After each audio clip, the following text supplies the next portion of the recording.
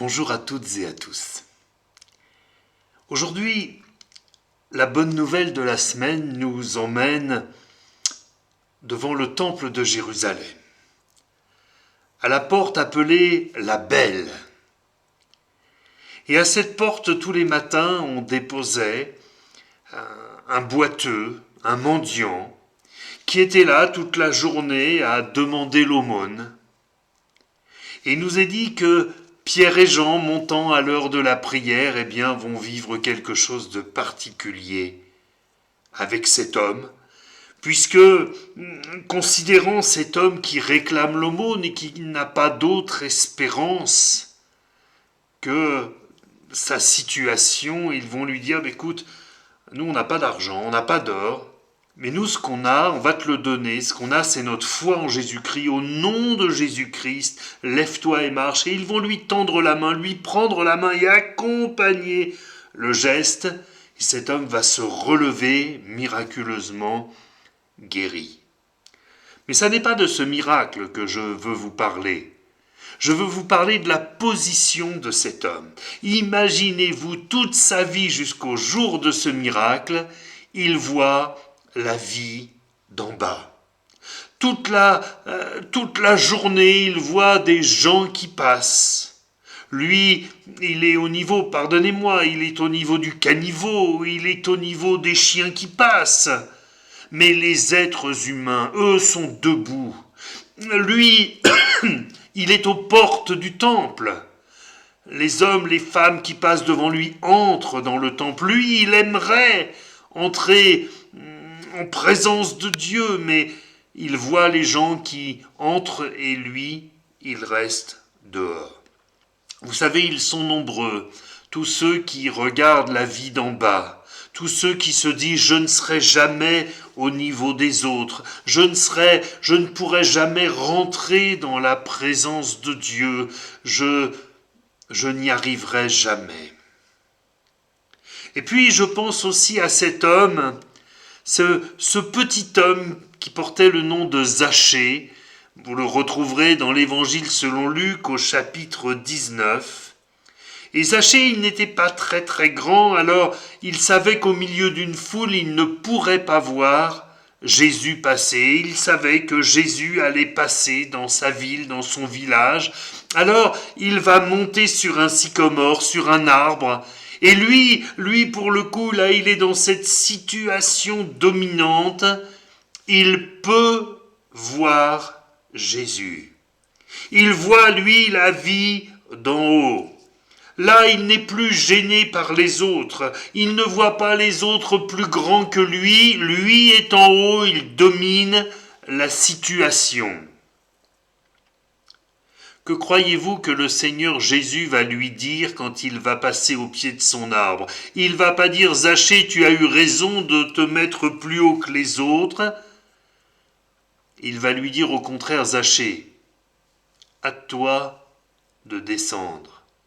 Comprenons par là, tu n'as pas raison de vouloir voir les choses d'en haut, tu n'as pas raison de vouloir te placer plus haut que les autres.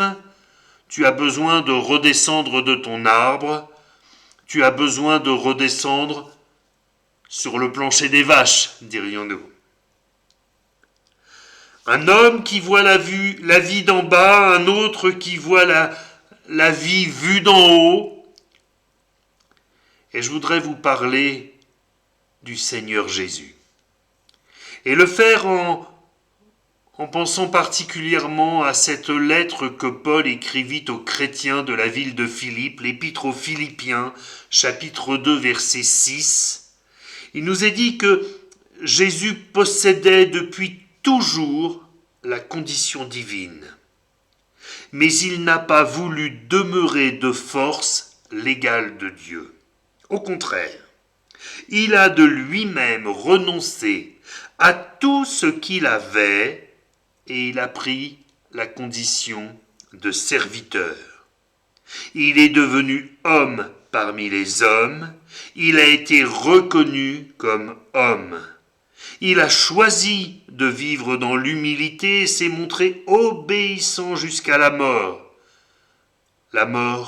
sur une croix. Après avoir parlé de ce boiteux qui voyait la vie d'en bas et de Zachée qui voyait la vie d'en haut, parlons de Jésus-Christ qui a eu à cœur de se mettre à notre niveau. Il avait toutes les raisons de nous voir d'en haut. Il est Dieu, il est l'égal de Dieu, il a la condition divine et il pouvait rester dans le ciel de cette manière-là, mais il a choisi de devenir homme parmi les hommes. Dieu a toute autorité pour nous parler du haut du ciel et c'est ce qu'il a fait à son peuple d'Israël. Relisez le chapitre 20 du livre de l'Exode, vous verrez comment Dieu donnait ses commandements, donnait sa parole à son peuple. Il parlait du haut du ciel. Mais la volonté de Dieu n'est pas de nous dicter une loi, mais sa volonté est de nous sauver. Et Dieu a bien vu que quand il parle du ciel, les hommes l'écoutent pour un temps parce qu'ils ont peur, mais qu'ils ne l'écoutent pas longtemps, parce que la peur se dissipe, parce que la peur n'est pas un bon moteur. Dieu a compris que le meilleur moteur qui puisse exister pour l'humanité, c'est l'amour. Et c'est précisément ce moteur-là qui a motivé Dieu afin de nous sauver, afin de nous donner Jésus-Christ. Nous connaissons ce texte, car Dieu a tellement aimé le monde qu'il a donné son Fils unique, afin que quiconque croit en lui ne périsse point, mais qu'il ait la vie éternelle. Ce qui a motivé Dieu pour nous sauver, c'est son amour pour nous. Et il se met à notre niveau, il se met à l'égal de l'humanité, Jésus-Christ, Dieu fait homme, afin que nous puissions le regarder face à face, non pas d'en haut, non pas d'en bas, le regarder face à face, considérer l'amour qu'il a pour nous et l'aimer à notre tour. Parce que voyez-vous, le désir de Dieu n'est pas que nous ayons peur de lui. Dieu est un bon père et un bon père ne cherche pas à intimider ses enfants. Un bon père veut être aimé de ses enfants. Et il les aime de tout son cœur. C'est cette relation que Dieu veut restaurer.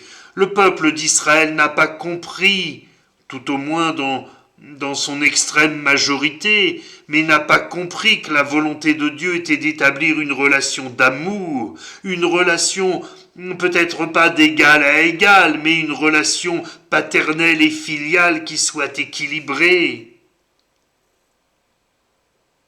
Alors, il a donné son Fils, Jésus-Christ, né comme un simple enfant, mort sur une croix comme un malfaiteur, mais ressuscité des morts parce qu'il était impossible qu'il soit retenu par les liens de la mort. Nous bénissons Dieu, parce que en Jésus-Christ, Dieu s'est mis à notre niveau. Alors qu'allez-vous dire à ce Dieu qui s'est mis à votre niveau? N'est-ce pas le moment de lui dire « Mais je n'avais jamais vu les choses comme ça, je comprends maintenant ton amour, je comprends que tu veux me sauver, je te demande pardon pour tous ces temps où je n'ai pas compris, où je ne t'ai pas laissé agir dans ma vie. Maintenant je te donne tout ce que je suis, afin que tu glorifies ton nom dans ma vie. Je te suis, je t'aime, je réalise qui tu es. » Quelle merveille de ne plus voir les choses ni d'en haut ni d'en bas, mais de voir les choses face à face et de nous réjouir dans la présence de Dieu.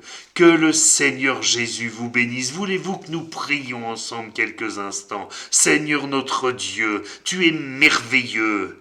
Ta grâce est infinie. Seigneur, il t'a plu de te mettre à notre niveau afin que nous soyons sauvés, afin que nous comprenions tes sentiments pour nous.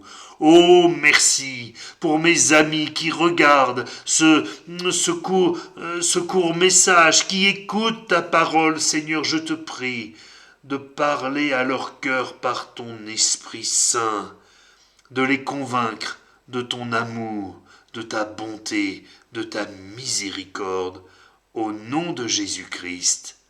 Amen. À très bientôt pour une autre bonne nouvelle de la semaine.